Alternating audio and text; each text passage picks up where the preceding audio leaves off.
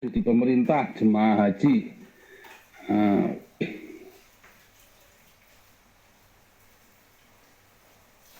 Jemaah haji ya penyelenggara haji 80 juta. Lebih dari 40 juta saudara, 42 juta ya, berarti bayar 42 juta saudara pemerintah, karena hajinya cuma bayar 39,9 juta. Edan nggak saudara? Edan saudara ya.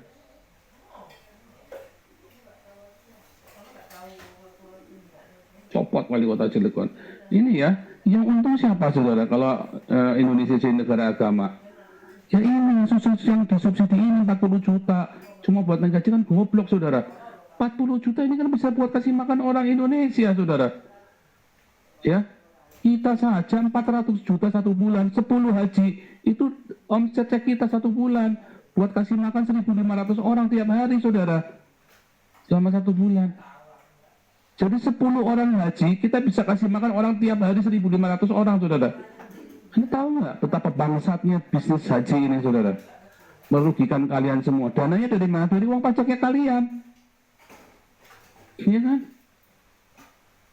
Goblok ini kan?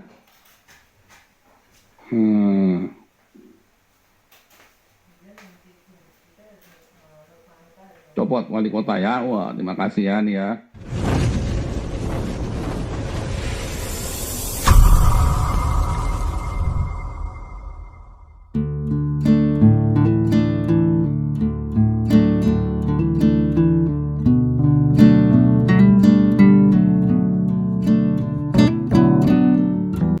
Assalamualaikum warahmatullahi wabarakatuh.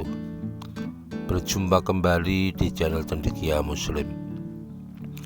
Teman-teman sekalian, itu tadi video framing jahat dan framing goblok dari Nabi 26,5 Ethan Paul Zong ya.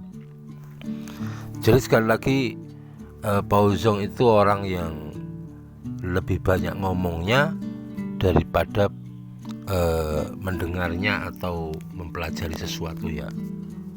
Omongannya lebih dahulu daripada proses pencarian data, kemudian menganalisa sesuatu dengan utuh. Kali ini Paul Zong membuat framing jahat dan framing goblok, bahwa seolah-olah setiap calon jemaah haji yang berangkat ke tanah suci itu dapat subsidi dari pemerintah sebesar 40 juta ya kurang lebih. Karena memang kewajiban membayar dari setiap jamaah haji itu pada tahun ini sekitar 40 juta. Kemudian fakta biaya penyelenggaraannya itu masing-masing 81 juta. Kemudian Paul Zong kemudian membuat kesimpulan ya, seolah-olah pemerintah ini goblok mensubsidi calon jemaah haji dengan nilai 40 juta. Harusnya itu dikasihkan orang miskin. Kemudian itu merugikan bangsa dan negara karena harus mensubsidi 40 juta orang, padahal itu diambil dari pajak setiap warga negara. Inilah teman-teman framing goblok dan framing jahat dari Paul Zong ya. Orang yang terbiasa banyak omong tanpa banyak berpikir dan membaca data. Memang seolah kalau kita melihat secara sepintas di permukaan saja ya, seolah-olah di situ sih memang benar ada kata subsidi dari pemerintah. Tapi kalau kita mau mencermati, mau membaca data secara utuh, sebenarnya kata subsidi ini tidak tepat. Ini juga beberapa kali dikritik oleh beberapa anggota dewannya. Kata subsidi ini sebenarnya tidak tepat. Yang lebih tepat itu pengembalian manfaat. Karena dalam tanda kutip subsidi yang diberikan pemerintah sebesar 40 juta ke setiap jamaah itu sebenarnya pengembalian nilai manfaat dari pengelolaan dana haji oleh pemerintah. Jadi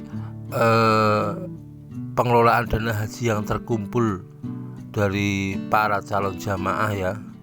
Karena kita ketahui bahwa orang mendaftar haji kemudian membayar haji itu antara membayar dan masa pelaksanaannya ya ada penundaan sekitar puluhan tahun.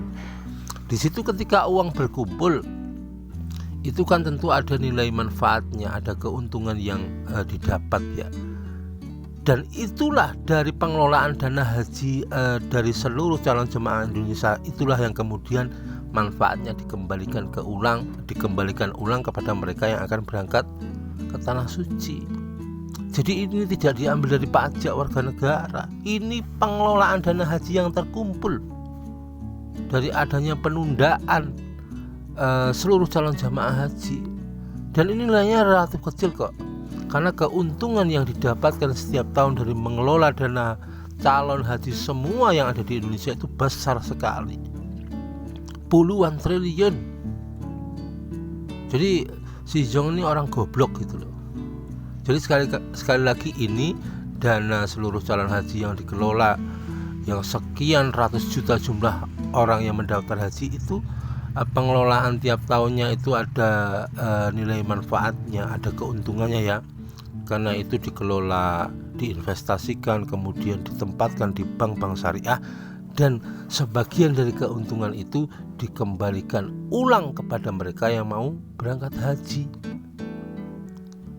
Itu teman-teman, jadi jahat sekali framing Paul Zong ini, seolah-olah umat Islam itu memberatkan pemerintah.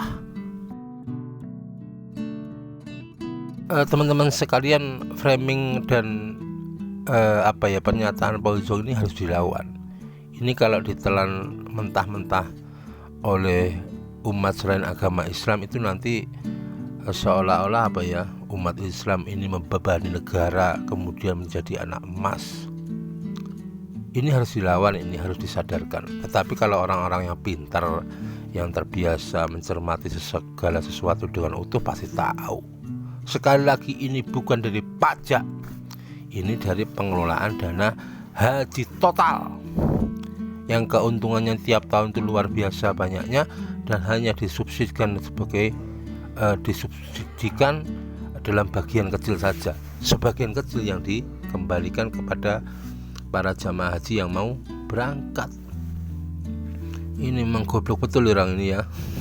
Kasihan netizennya, di framing jahat, kemudian disesatkan, dan sekali lagi ini provokator goblok. Orang yang terbiasa banyak omong daripada banyak membaca. Demikian teman-teman yang bisa aku sampaikan, kurang lebihnya mohon maaf. Assalamualaikum warahmatullahi wabarakatuh.